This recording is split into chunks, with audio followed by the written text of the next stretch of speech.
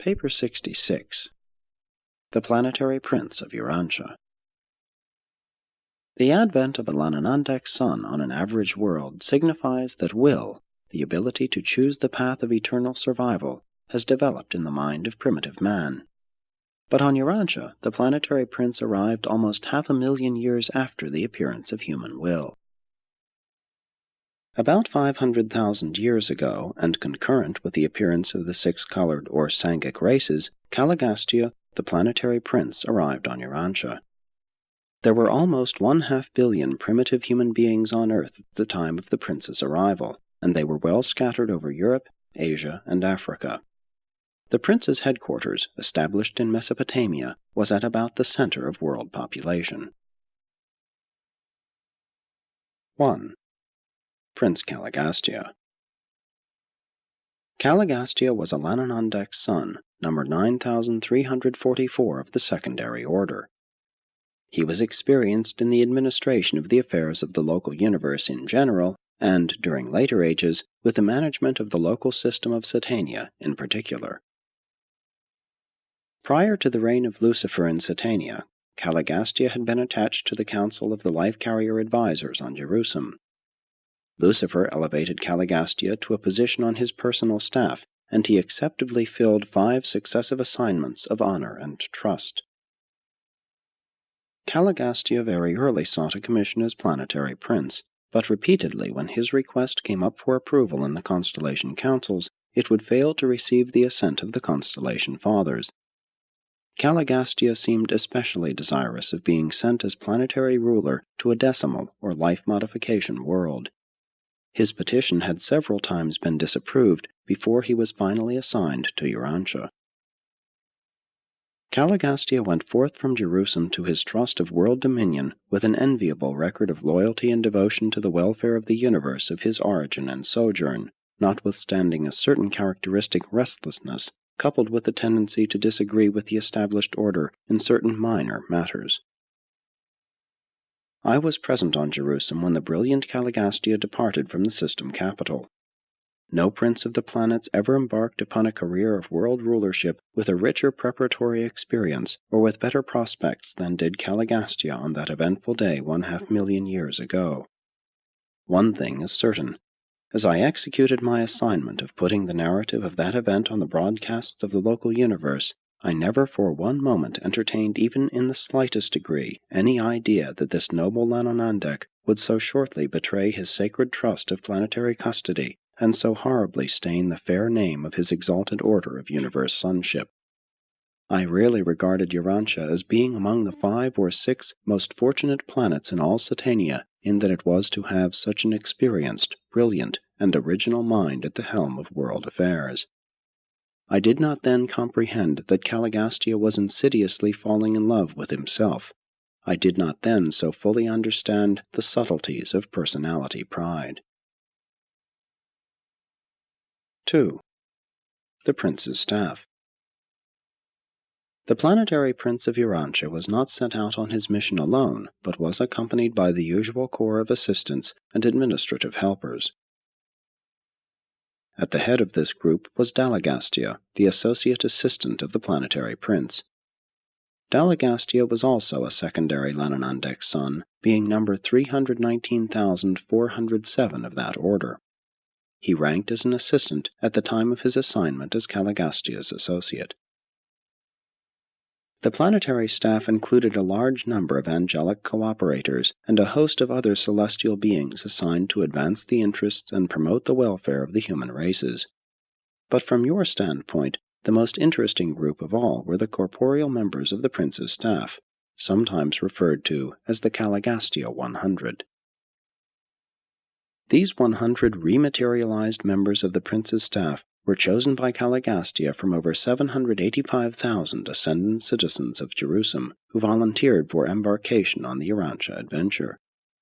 Each one of the chosen 100 was from a different planet, and none of them were from Urantia.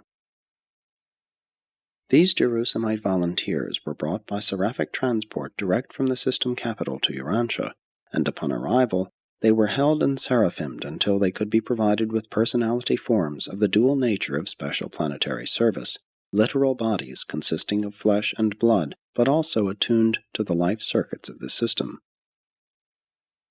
Some time before the arrival of these 100 Jerusalem citizens, the two supervising life carriers resident on Urantia, having previously perfected their plans, petitioned Jerusalem and Audentia for permission to transplant the life plasm of 100 selected survivors of the Andon and Fonta stock into the material bodies to be projected for the corporeal members of the prince's staff. The request was granted on Jerusalem and approved on Audentia. Accordingly, 50 males and 50 females of the Andon and Fonta posterity, representing the survival of the best strains of that unique race, were chosen by the life carriers. With one or two exceptions, these Andonite contributors to the advancement of the race were strangers to one another. They were assembled from widely separated places by coordinated thought-adjuster direction and seraphic guidance at the threshold of the planetary headquarters of the prince. Here the 100 human subjects were given into the hands of the highly skilled volunteer commission from Avalon, who directed the material extraction of a portion of the life plasm of these Andon descendants. This living material was then transferred to the material bodies constructed for the use of the 100 Jerusalemite members of the prince's staff. Meantime, these newly arrived citizens of the system capital were held in the sleep of seraphic transport. These transactions, together with the literal creation of special bodies for the Caligastia 100, gave origin to numerous legends, many of which subsequently became confused with the later traditions concerning the planetary installation of Adam and Eve. The entire transaction of repersonalization, from the time of the arrival of the seraphic transports bearing the 100 Jerusalem volunteers until they became conscious threefold beings of the realm, consumed exactly 10 days. 3. Dalmatia, the city of the prince. The headquarters of the planetary prince was situated in the Persian Gulf region of those days, in the district corresponding to later Mesopotamia. The climate and landscape in the Mesopotamia of those times were in every way favorable to the undertakings of the prince's staff and their assistants, very different from conditions which have sometimes since prevailed.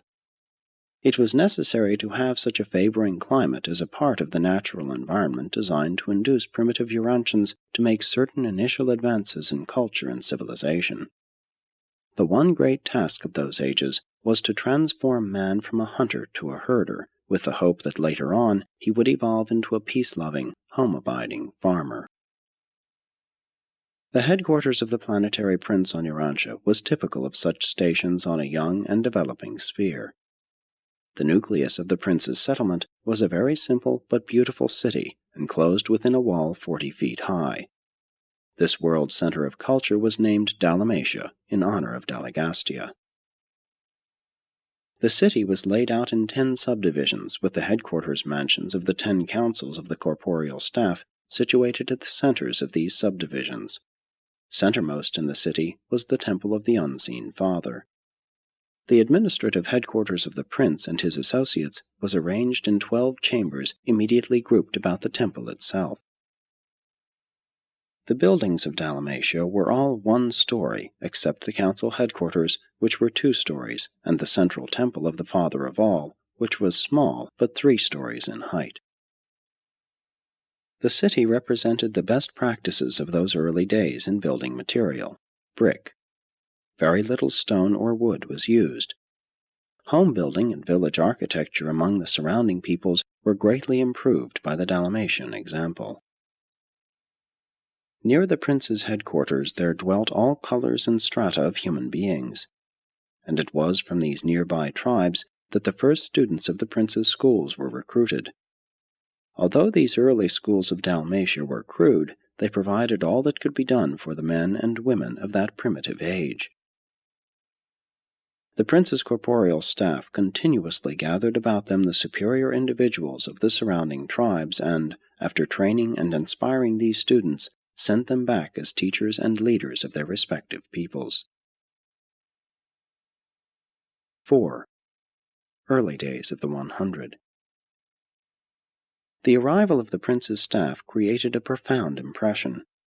While it required almost 1,000 years for the news to spread abroad, those tribes near the Mesopotamian headquarters were tremendously influenced by the teachings and conduct of the 100 new sojourners on Urantia.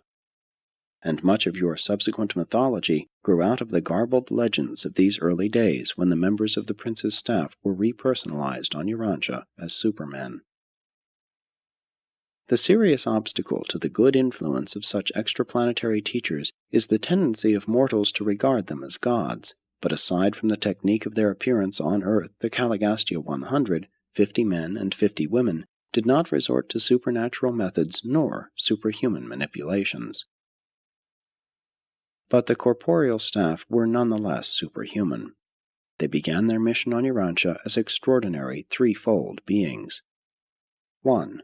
They were corporeal and relatively human, for they embodied the actual life plasm of one of the human races, the andonic life plasm of Urantia. These 100 members of the prince's staff were divided equally as to sex and in accordance with their previous mortal status. Each person of this group was capable of becoming co-parental to some new order of physical being, but they had been carefully instructed to resort to parenthood only under certain conditions. It is customary for the corporeal staff of a planetary prince to procreate their successors sometime prior to retiring from special planetary service. Usually this is at, or shortly after, the time of the arrival of the planetary Adam and Eve. These special beings, therefore, had little or no idea as to what type of material creature would be produced by their sexual union. And they never did know. Before the time for such a step in the prosecution of their world work, the entire regime was upset by rebellion, and those who later functioned in the parental role had been isolated from the life currents of the system. In skin color and language, these materialized members of Caligastia's staff followed the andonic race. They partook of food as did the mortals of the realm, with this difference. The recreated bodies of this group were fully satisfied by a non-flesh diet. This was one of the considerations which determined their residence in a warm region abounding in fruits and nuts. The practice of subsisting on a non-flesh diet dates from the times of the Caligastia 100, for this custom spread near and far to affect the eating habits of many surrounding tribes, groups of origin in the once exclusively meat-eating evolutionary races. 2. The 100 were material but superhuman beings, having been reconstituted on Urantia as unique men and women of a high and special order. This group, while enjoying provisional citizenship on Jerusalem, were as yet unfused with their thought adjusters, and when they volunteered and were accepted for planetary service in liaison with the descending orders of sonship, their adjusters were detached.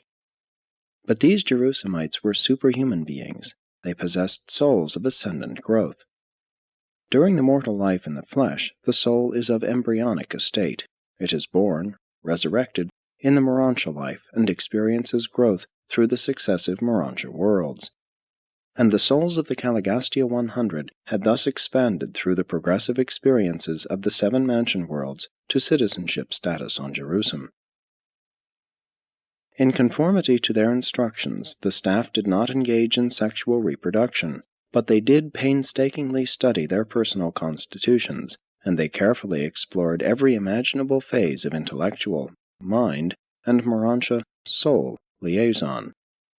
And it was during the 33rd year of their sojourn in Dalmatia, long before the wall was completed, that number 2 and number 7 of the Danite group accidentally discovered a phenomenon attendant upon the liaison of their Morontia selves, supposedly non-sexual and non-material. And the result of this adventure proved to be the first of the primary midway creatures. This new being was wholly visible to the planetary staff and to their celestial associates, but was not visible to the men and women of the various human tribes. Upon authority of the planetary prince, the entire corporeal staff undertook the production of similar beings, and all were successful, following the instructions of the pioneer Danite pair. Thus did the prince's staff eventually bring into being the original core of 50,000 primary midwayers. These mid-type creatures were of great service in carrying on the affairs of the world's headquarters. They were invisible to human beings, but the primitive sojourners at Dalmatia were taught about these unseen semi-spirits, and for ages they constituted the sum total of the spirit world to these evolving mortals. 3. The Caligastia 100 were personally immortal, or undying. There circulated through their material forms the antidotal complements of the life circuits of the system, and had they not lost contact with the life circuits through rebellion, they would have lived on indefinitely until the arrival of a subsequent Son of God, or until their some time later release to resume the interrupted journey to Havana and Paradise. These antidotal complements of the Satania life currents were derived from the fruit of the tree of life, a shrub of Audentia which was sent to Urantia by the Most Highs of Norlatiadec at the time of Caligastia's arrival. In the days of Dalmatia, this tree grew in the central courtyard of the Temple of the Unseen Father, and it was the fruit of the tree of life that enabled the material and otherwise mortal beings of the Prince's staff to live on indefinitely as long as they had access to it. While of no value to the evolutionary races, this supersustenance was quite sufficient to confer continuous life upon the Caligastia 100 and also upon the 100 modified Andonites who were associated with them. It should be explained in this connection that, at the time the 100 Andonites contributed their human germ plasm to the members of the Prince's staff, the life carriers introduced into their mortal bodies the complement of the system's circuits, and thus were they enabled to live on concurrently with the staff, century after century, in defiance of physical death. Eventually, the 100 Andonites were made aware of their contribution to the new forms of their superiors, and these same 100 children of the Andon tribes were kept at headquarters as the personal attendants of the Prince's corporeal staff. 5. Organization of the 100. The 100 were organized for service in 10 autonomous councils of 10 members each.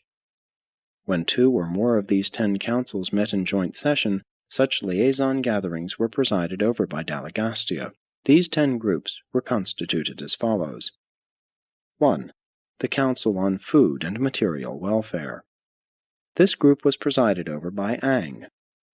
Food, water, clothes, and the material advancement of the human species were fostered by this able corps. They taught well digging, spring control, and irrigation. They taught those from the higher altitudes and from the north improved methods of treating skins for use as clothing, and weaving was later introduced by the teachers of art and science. Great advances were made in methods of food storage. Food was preserved by cooking, drying, and smoking. It thus became the earliest property. Man was taught to provide for the hazards of famine, which periodically decimated the world. 2. The Board of Animal Domestication and Utilization. This council was dedicated to the task of selecting and breeding those animals best adapted to help human beings in bearing burdens and transporting themselves, to supply food, and later on to be of service in the cultivation of the soil. This able corps was directed by Bon. Several types of useful animals, now extinct, were tamed together with some that have continued as domesticated animals to the present day. Man had long lived with the dog, and the blue man had already been successful in taming the elephant. The cow was so improved by careful breeding as to become a valuable source of food. Butter and cheese became common articles of human diet. Men were taught to use oxen for burden-bearing, but the horse was not domesticated until a later date. The members of this corps first taught men to use the wheel for the facilitation of traction. It was in these days that carrier pigeons were first used, being taken on long journeys for the purpose of sending messages or calls for help. Bon's group were successful in training the great fandors as passenger birds, but they became extinct more than 30,000 years ago. 3. The advisors regarding the conquest of predatory animals. It was not enough that early man should try to domesticate certain animals, but he must also learn how to protect himself from destruction by the remainder of the hostile animal world. This group was captained by Dan. The purpose of an ancient city wall was to protect against ferocious beasts, as well as to prevent surprise attacks by hostile humans. Those living without the walls and in the forest were dependent on tree dwellings, stone huts, and the maintenance of night fires. It was, therefore, very natural that these teachers should devote much time to instructing their pupils in the improvement of human dwellings. By employing improved techniques and by the use of traps, great progress was made in animal subjugation. 4. The faculty on dissemination and conservation of knowledge. This group organized and directed the purely educational endeavors of those early ages. It was presided over by Fad. The educational methods of Fad consisted in supervision of employment, accompanied by instruction in improved methods of labor. Fad formulated the first alphabet and introduced a writing system. This alphabet contained 25 characters. For writing material, these early peoples utilized tree barks, clay tablets, stone slabs, a form of parchment made of hammered hides, and a crude form of paper-like material made from wasps' nests. The Dalmatia library, destroyed soon after the Caligastia disaffection, comprised more than 2 million separate records and was known as the House of Fad. The blue man was partial to alphabet writing and made the greatest progress along such lines. The red man preferred pictorial writing, while the yellow races drifted into the use of symbols for words and ideas, much like those they now employ. But the alphabet and much more was subsequently lost to the world during the confusion attendant upon rebellion. The Caligastia defection destroyed the hope of the world for a universal language, at least for untold ages. 5. The Commission on Industry and Trade. This council was employed in fostering industry within the tribes and in promoting trade between the various peace groups. Its leader was Nod. Every form of primitive manufacture was encouraged by this corps. They contributed directly to the elevation of standards of living by providing many new commodities to attract the fancy of primitive men. They greatly expanded the trade in the improved salt produced by the Council on Science and Art. It was among these enlightened groups, educated in the Dalmatia schools, that the first commercial credit was practiced.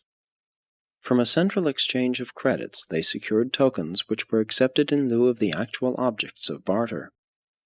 The world did not improve upon these business methods for hundreds of thousands of years. 6. The College of Revealed Religion. This body was slow in functioning. Urantia civilization was literally forged out between the anvil of necessity and the hammers of fear. But this group had made considerable progress in their attempt to substitute creator fear for creature fear, ghost worship, before their labors were interrupted by the later confusion attendant upon the secession upheaval. The head of this council was Hap. None of the prince's staff would present revelation to complicate evolution. They presented revelation only as the climax of their exhaustion of the forces of evolution. But Hap did yield to the desire of the inhabitants of the city for the establishment of a form of religious service.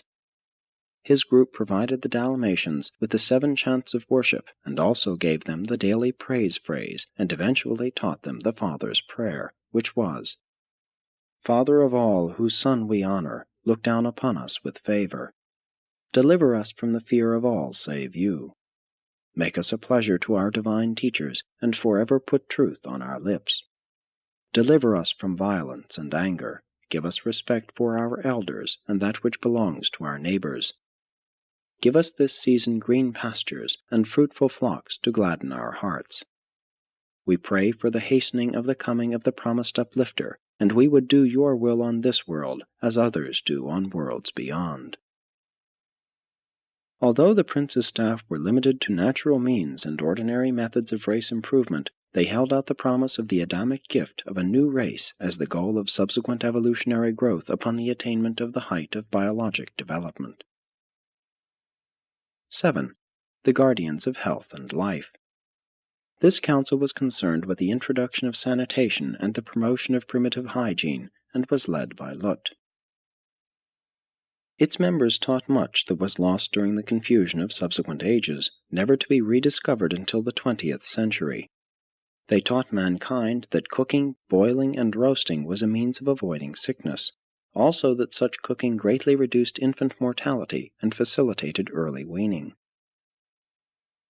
Many of the early teachings of Lut's guardians of health persisted among the tribes of Earth on down to the days of Moses, even though they became much garbled and were greatly changed.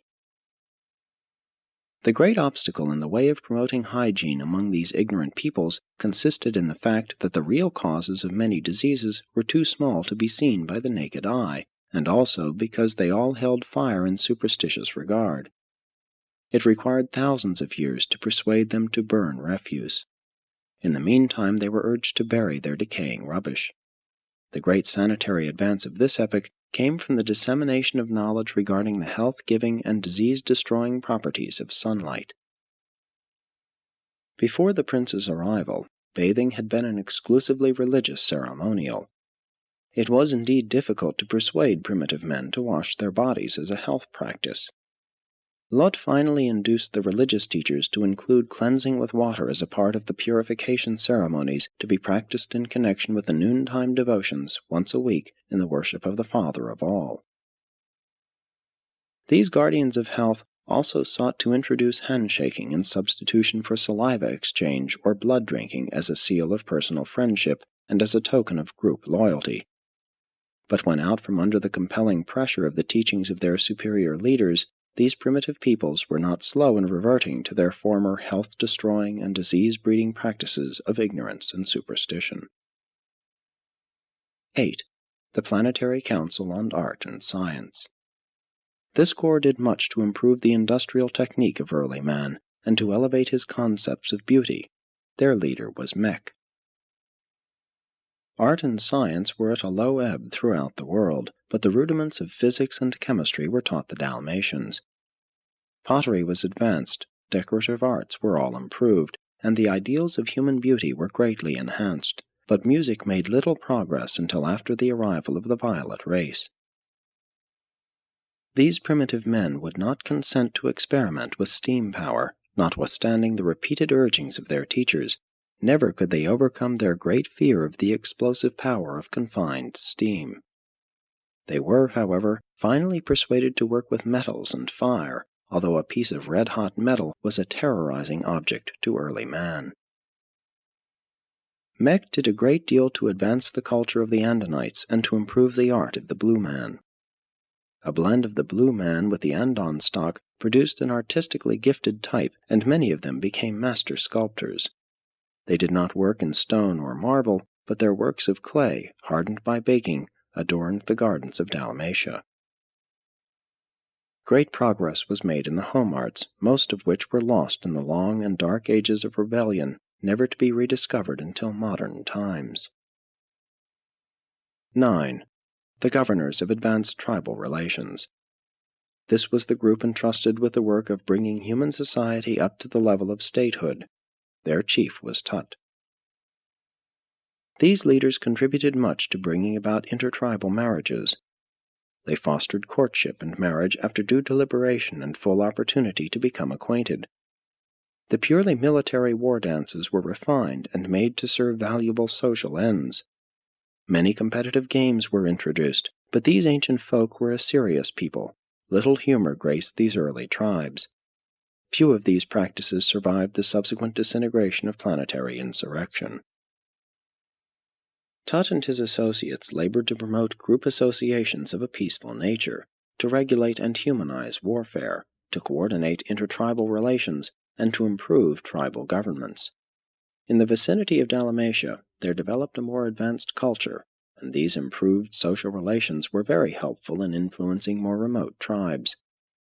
But the pattern of civilization prevailing at the prince's headquarters was quite different from the barbaric society evolving elsewhere, just as the 20th century society of Cape Town, South Africa, is totally unlike the crude culture of the diminutive Bushmen to the north. 10.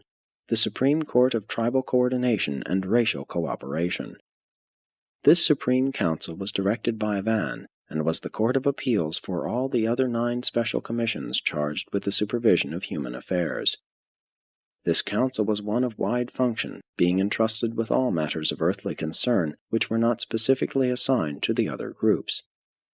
This selected corps had been approved by the Constellation Fathers of Audentia before they were authorized to assume the functions of the Supreme Court of Urantia. 6. The Prince's Reign. The degree of a world's culture is measured by the social heritage of its native beings, and the rate of cultural expansion is wholly determined by the ability of its inhabitants to comprehend new and advanced ideas. Slavery to tradition produces stability and cooperation by sentimentally linking the past with the present, but it likewise stifles initiative and enslaves the creative powers of the personality. The whole world was caught in the stalemate of tradition-bound mores when the Caligastia 100 arrived and began the proclamation of the new gospel of individual initiative within the social groups of that day. But this beneficent rule was so soon interrupted that the races never have been wholly liberated from the slavery of custom. Fashion still unduly dominates Urantia. The Caligastia 100, graduates of the Satania Mansion worlds, well knew the arts and culture of Jerusalem, but such knowledge is nearly valueless on a barbaric planet populated by primitive humans. These wise beings knew better than to undertake the sudden transformation or the en masse uplifting of the primitive races of that day. They well understood the slow evolution of the human species, and they wisely refrained from any radical attempts at modifying man's mode of life on Earth. Each of the 10 planetary commissions set about slowly and naturally to advance the interests entrusted to them. Their plan consisted in attracting the best minds of the surrounding tribes and, after training them, sending them back to their people as emissaries of social uplift. Foreign emissaries were never sent to a race except upon the specific request of that people. Those who labored for the uplift and advancement of a given tribe or race were always natives of that tribe or race. The 100 would not attempt to impose the habits and mores of even a superior race upon another tribe.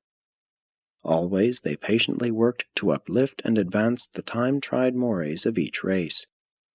The simple folk of Urantia brought their social customs to Dalmatia, not to exchange them for new and better practices, but to have them uplifted by contact with a higher culture and by association with superior minds. The process was slow, but very effectual. The Dalmatia teachers sought to add conscious social selection to the purely natural selection of biologic evolution. They did not derange human society, but they did markedly accelerate its normal and natural evolution. Their motive was progression by evolution, and not revolution by revelation. The human race had spent ages in acquiring the little religion and morals it had, and these supermen knew better than to rob mankind of these few advances by the confusion and dismay which always result when enlightened and superior beings undertake to uplift the backward races by over-teaching and over-enlightenment. When Christian missionaries go into the heart of Africa, where sons and daughters are supposed to remain under the control and direction of their parents throughout the lifetime of the parents, they only bring about confusion and the breakdown of all authority when they seek, in a single generation, to supplant this practice by teaching that these children should be free from all parental restraint after they have attained the age of 21. 7. Life in Dalmatia. The prince's headquarters, though exquisitely beautiful and designed to awe the primitive men of that age, was altogether modest. The buildings were not especially large, as it was the motive of these imported teachers to encourage the eventual development of agriculture through the introduction of animal husbandry. The land provision within the city walls was sufficient to provide for pasturage and gardening for the support of a population of about 20,000. The interiors of the central temple of worship and the 10 council mansions of the supervising groups of supermen were indeed beautiful works of art.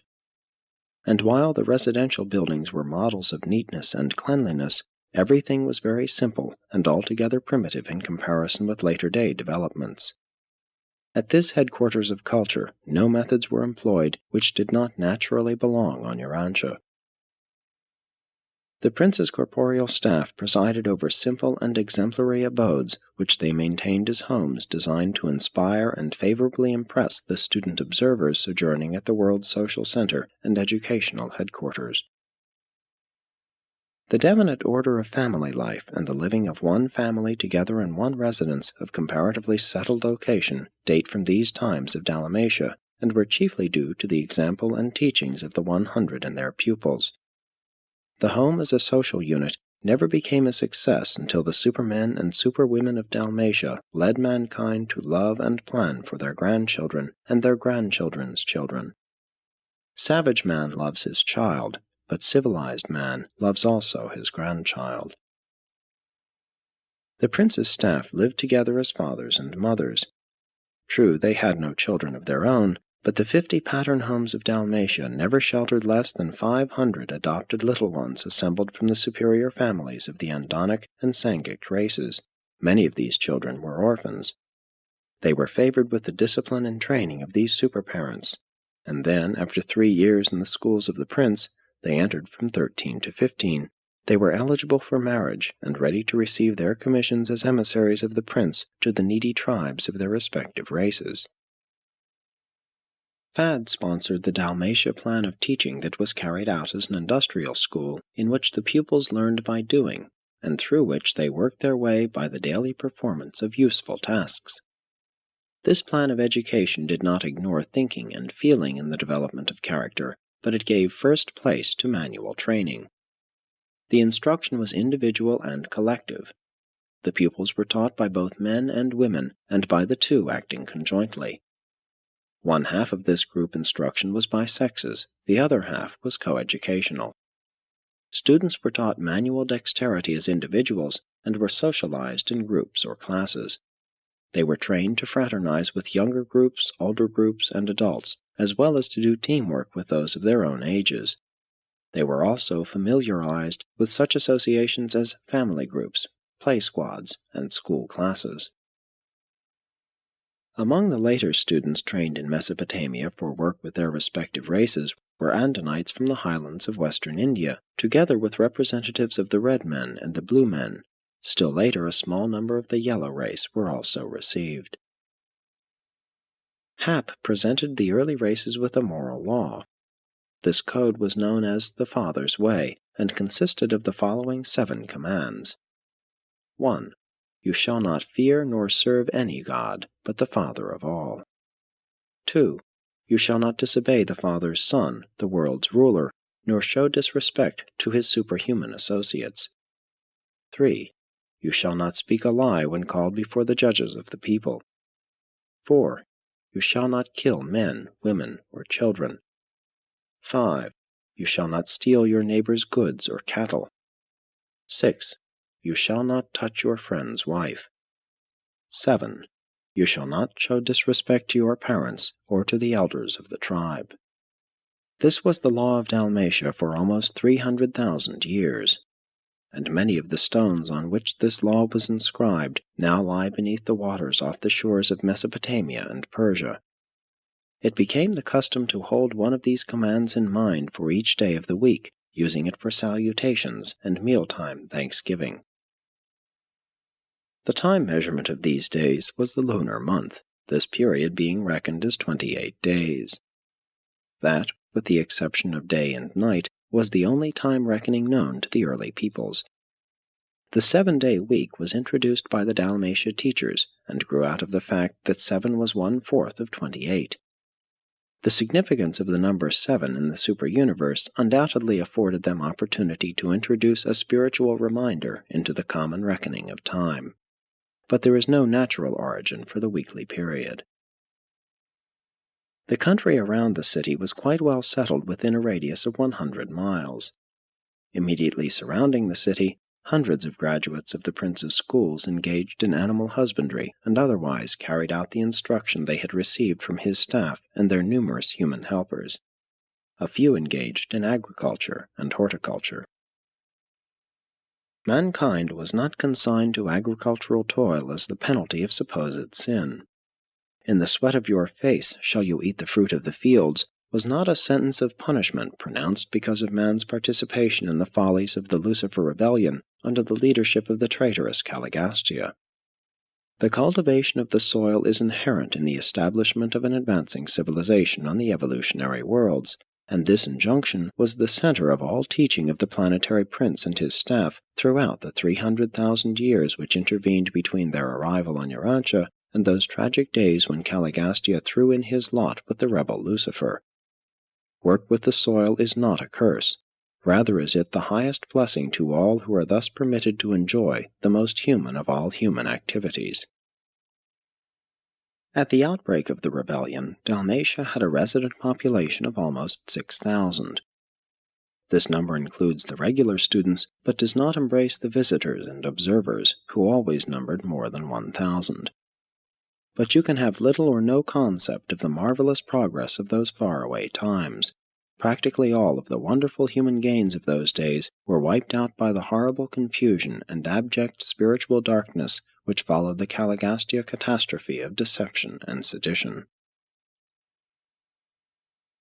8. Misfortunes of Caligastia. In looking back over the long career of Caligastia, we find only one outstanding feature of his conduct that might have challenged attention. He was ultra-individualistic. He was inclined to take sides with almost every party of protest, and he was usually sympathetic with those who gave mild expression to implied criticism. We detect the early appearance of this tendency to be restless under authority, to mildly resent all forms of supervision. While slightly resentful of senior counsel and somewhat restive under superior authority, nonetheless, whenever a test had come, he had always proved loyal to the universe rulers and obedient to the mandates of the Constellation Fathers. No real fault was ever found in him up to the time of his shameful betrayal of Urantia. It should be noted that both Lucifer and Caligastia had been patiently instructed and lovingly warned respecting their critical tendencies and the subtle development of their pride of self and its associated exaggeration of the feeling of self-importance. But all of these attempts to help had been misconstrued as unwarranted criticism and as unjustified interference with personal liberties. Both Caligastia and Lucifer judged their friendly advisers as being actuated by the very reprehensible motives which were beginning to dominate their own distorted thinking and misguided planning. They judged their unselfish advisers by their own evolving selfishness. From the arrival of Prince Caligastia, planetary civilization progressed in a fairly normal manner for almost 300,000 years. Aside from being a life modification sphere, and therefore subject to numerous irregularities and unusual episodes of evolutionary fluctuation, Urantia progressed very satisfactorily in its planetary career up to the times of the Lucifer Rebellion and the concurrent Caligastia betrayal. All subsequent history has been definitely modified by this catastrophic blunder, as well as by the later failure of Adam and Eve to fulfill their planetary mission. The Prince of Urantia went into darkness at the time of the Lucifer Rebellion, thus precipitating the long confusion of the planet. He was subsequently deprived of sovereign authority by the coordinate action of the constellation rulers and other universe authorities. He shared the inevitable vicissitudes of isolated Urantia down to the time of Adam's sojourn on the planet, and contributed something to the miscarriage of the plan to uplift the mortal races through the infusion of the life-blood of the new violet race, the descendants of Adam and Eve. The power of the fallen prince to disturb human affairs was enormously curtailed by the mortal incarnation of Machaventa Melchizedek in the days of Abraham, and subsequently, during the life of Michael in the flesh, this traitorous prince was finally shorn of all authority on Urantia.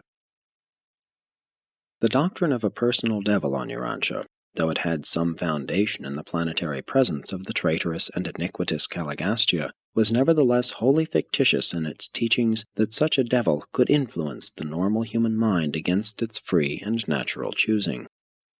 Even before Michael's bestowal on Urantia, neither Caligastia nor Dalmatia was ever able to oppress mortals or to coerce any normal individual into doing anything against the human will. The free will of man is supreme in moral affairs. Even the indwelling thought adjuster refuses to compel man to think a single thought or to perform a single act against the choosing of man's own will. And now this rebel of the realm, shorn of all power to harm his former subjects, awaits the final adjudication by the Uversa Ancients of Days of all who participated in the Lucifer Rebellion. Presented by a Melchizedek of Nebadon.